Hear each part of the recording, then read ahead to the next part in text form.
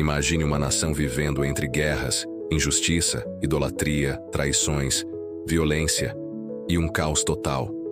Agora, imagine Deus, inúmeras vezes, levantando heróis completamente improváveis para salvar esse mesmo povo. Essa é a história do livro de Juízes, um ciclo de pecado, sofrimento e redenção.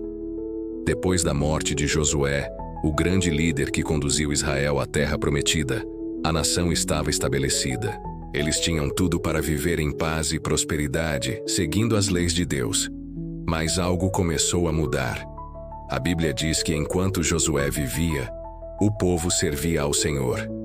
Depois que ele morreu, tudo mudou. A nova geração não conhecia a Deus nem as obras que ele tinha feito. Eles começaram a se misturar com os povos vizinhos, a adorar seus ídolos e a abandonar o único Deus verdadeiro. E é aí que a escuridão começa a tomar conta de Israel. Essa desobediência deu início a um ciclo doloroso, que se repete várias e várias vezes ao longo do livro. É um padrão claro. Primeiro, o povo se afastava de Deus e fazia o que era mal aos seus olhos.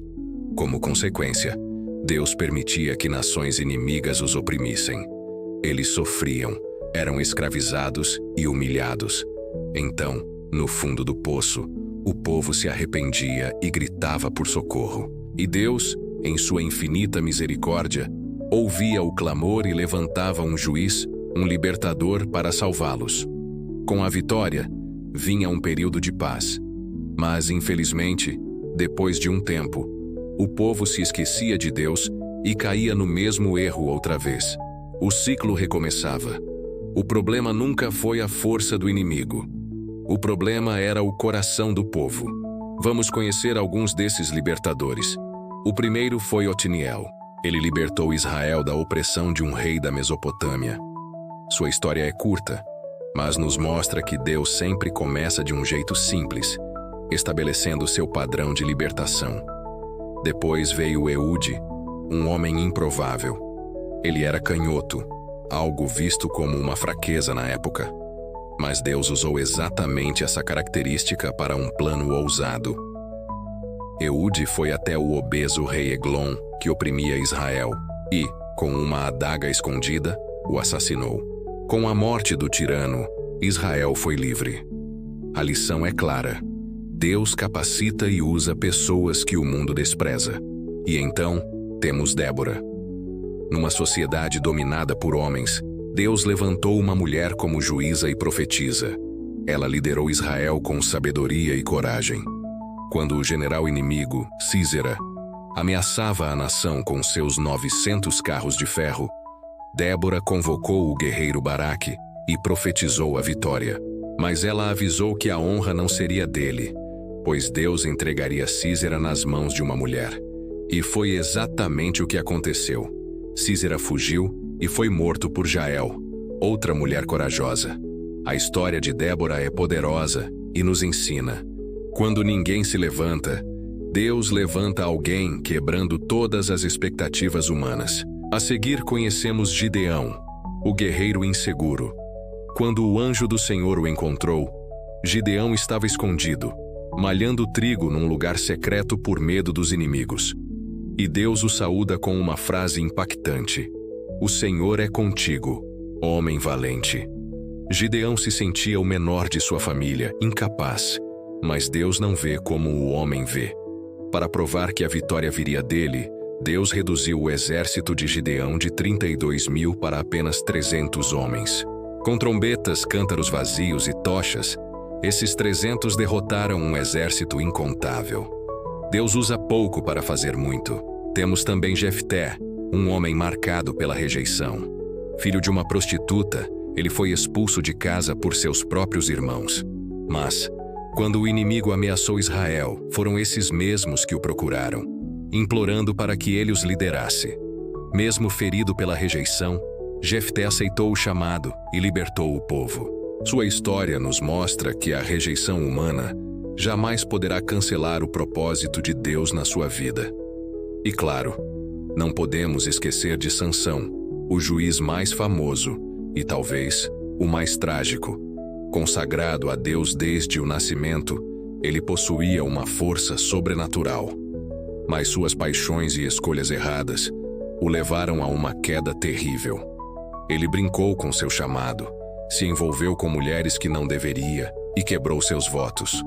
Traído por Dalila, teve seus cabelos cortados, perdeu sua força, foi capturado, teve seus olhos vazados e foi humilhado publicamente. No fim de sua vida, cego e acorrentado, Sansão fez uma última oração. Ele clamou a Deus por força, apenas mais uma vez, e num ato final de sacrifício, ele derrubou o templo dos inimigos, matando mais filisteus em sua morte do que em toda a sua vida. A mensagem é profunda. Mesmo que você esteja quebrado, mesmo que tenha errado muito, Deus ainda pode te usar. Então, qual é a grande moral do livro de Juízes? Tudo se resume em um versículo que aparece no final do livro. Naqueles dias, não havia rei em Israel. Cada um fazia o que parecia certo aos seus próprios olhos. Esse é o retrato do caos. Quando o ser humano abandona a soberania de Deus para seguir sua própria bússola moral, o resultado é desastre. O problema de Israel nunca foi a falta de força ou de recursos, foi a falta de obediência a Deus, o verdadeiro rei. Mas a história também revela algo maravilhoso. Deus nunca desistiu do seu povo, mesmo quando o povo desistiu dele. E o que isso tem a ver conosco hoje? Tudo. Se olharmos com sinceridade, ainda caímos no mesmo ciclo. Nós nos afastamos de Deus, buscando nossos próprios desejos. Como consequência, sofremos as dores de nossas más escolhas. Então, no meio do sofrimento, nós clamamos. E Deus, fiel como sempre, nos ouve e nos levanta. Ele continua usando pessoas improváveis, pessoas que se sentem pequenas como Gideão ou rejeitadas como Jefté. Ele continua restaurando aqueles que, como Sansão, acham que perderam tudo.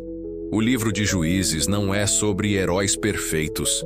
É sobre um Deus perfeito usando pessoas imperfeitas para cumprir seus propósitos. Talvez você esteja se sentindo exatamente como o povo de Israel. Oprimido, perdido, sem esperança. Quando tudo parece perdido, quando o inimigo parece maior, quando você acha que já foi longe demais, Deus ainda pode te levantar, porque Ele nunca, jamais abandona quem clama por Ele. A história de Juízes é um lembrete poderoso de que nossa maior fraqueza é a porta de entrada para a maior força de Deus. Obrigado por assistir até aqui. Espero que esta jornada pelo livro de Juízes tenha falado ao seu coração. Agora eu quero saber de você. Qual juiz mais te marcou? Débora, Gideão ou Sansão? Deixe seu comentário aqui embaixo. Eu vou adorar ler. Se este vídeo te abençoou, não se esqueça de deixar o seu like, se inscrever no canal e ativar o sininho para não perder os próximos. Até a próxima.